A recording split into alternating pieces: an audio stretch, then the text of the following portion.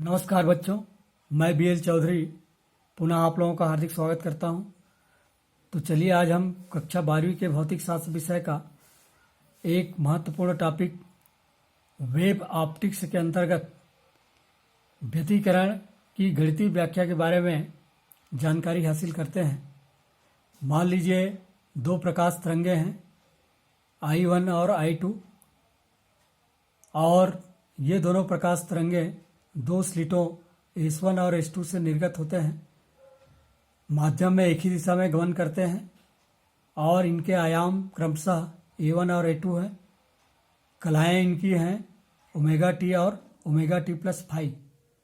यदि समय t बराबर t पर इनके विस्थापन Y1 और Y2 हों तो जैसा कि आप पूर्व कक्षा में पढ़े हैं कि इनका विस्थापन समीकरण क्रमशः होगा Y1 बराबर A1 साइन ओमेगा टी और Y2 बराबर A2 sine omega t plus phi, जहाँ फाई बराबर omega t plus phi minus omega t ये कलांतर है और ओमेगा यहाँ पर कोणीय आवृत्ति है, इसका मान 2 पाई न्यू होगा, जहाँ पर न्यू बराबर ओमेगा अपान 2 पाई और ये दोनों तरंगों की आवृत्ति है जो कि समान है। अध्यारोपण के सिद्धांत के अनुसार परिणामी विस्थापन y बराबर Y1 प्लस Y2 होगा और इस प्रकार से y बराबर A1 sine omega t plus A2 sine omega t plus phi.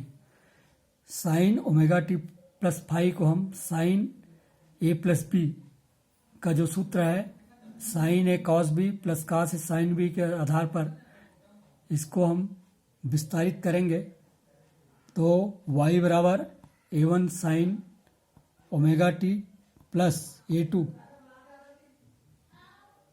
Sine omega t cos phi plus cos omega t sine phi मिलेगा। अब प्रथम और द्वितीय टर्म में साइन ओमेगा टी कांस्टेंट है तो y बराबर साइन ओमेगा टी कोष्ठक में A1 plus A2 cos phi plus A2 cos omega t sine phi.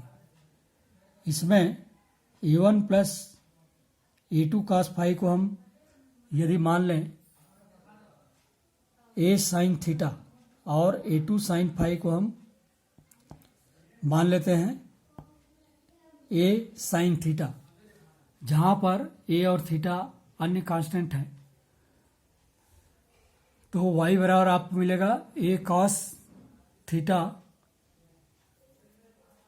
Sine omega t plus A sine theta cos omega T. इसलिए y बराबर A sign omega t plus theta, जहाँ पर A cos theta बराबर हमने माना है A1 plus A2 cos phi और A sine theta बराबर माना है A2 साइन फाई। अब इन दोनों समीकरणों को वर्ग करके जोड़ेंगे तो लेफ्ट साइड में आपको मिलेगा A स्क्वायर कोष्ठक में cos square theta plus sine square theta और राइट साइड में मिलेगा A1 प्लस A2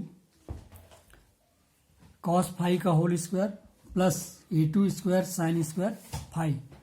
पुनः इसको हल करेंगे तो A स्क्वायर बराबर A1 square plus A2 square कोष्ठक में cos square phi plus sine square phi plus 2A1 A2 cos phi.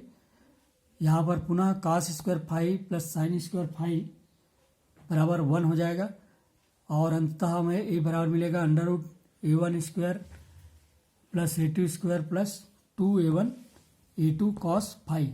चूँकि तीव्रता आयाम के वर्ग के समानुपाती होता है इसलिए I is proportional to A square या I बराबर के A स्क्वायर या I is proportional to A1 square plus A2 square plus 2A1 A2 cos phi या I बराबर के A1 स्क्वायर प्लस के A2 स्क्वायर प्लस 2 के A1 A2 कॉस फाई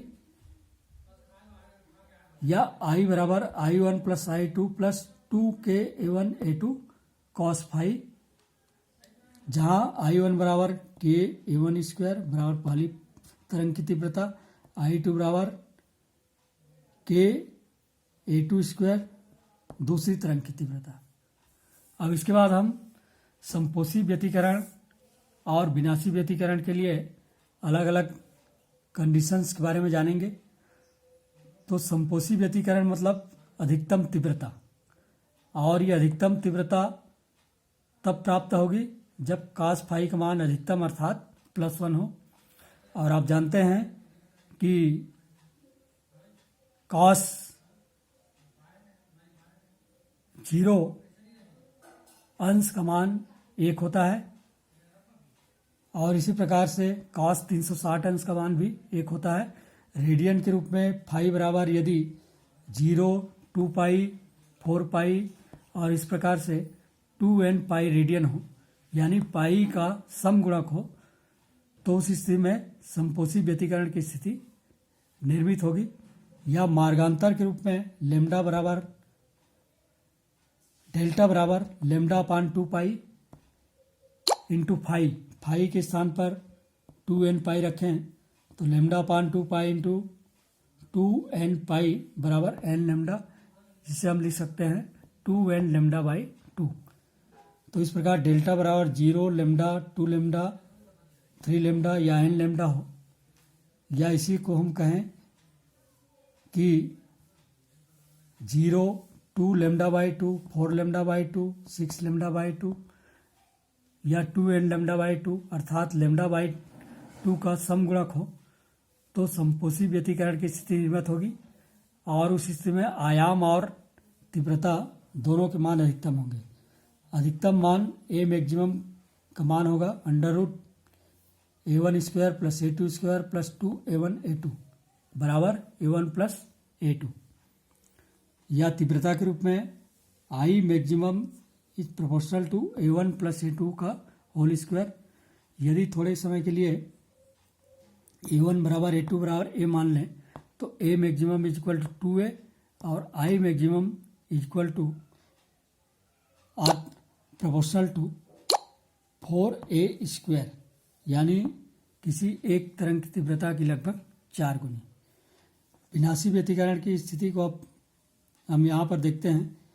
तो विनाशी व्यतिकरण की स्थिति तब प्राप्त होगी जब cos फाई का मान न्यूनतम हो, और यह न्यूनतम मान 0 ना होकर -1 होगा।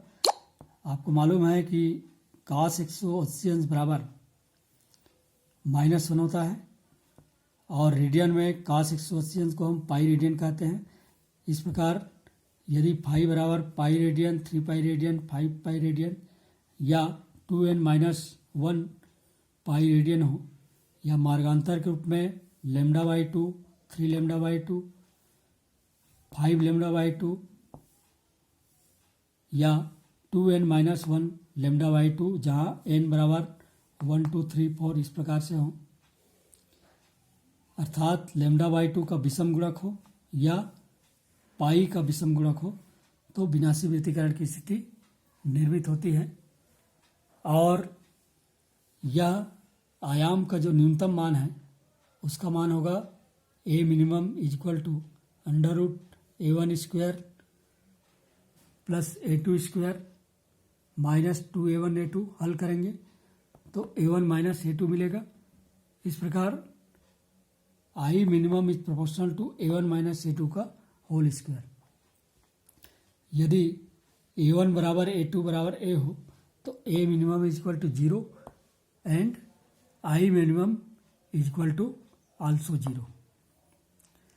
याद रखने योग्य बात यहाँ पर यह है कि चूंकि I maximum is proportional to A1 plus A2 का होल स्क्वायर और I minimum is proportional to A1 minus A2 का होल स्क्वायर, भाग देंगे तो मिलेगा I maximum upon I minimum is equal to A1 plus A2 upon A1 minus A2 का whole square. सीटों की चौड़ाइयाँ यदि W1 W2 हो तो W1 is proportional to Y1 is proportional to A1 square. इसी प्रकार W2 is proportional to Y2 and I2 is proportional to A2 square. अब इनका भाग देंगे तो मिलेगा W1 अपान W2, यानी सीटों की चौड़ाइयों का अनुपात बराबर I1 अपान I2 उनकी तीव्रताओं का अनुपात बराबर A1 square upon A2 square उनके आयाम के वर्गों का अनुपात, ये जो है बराबर होंगे।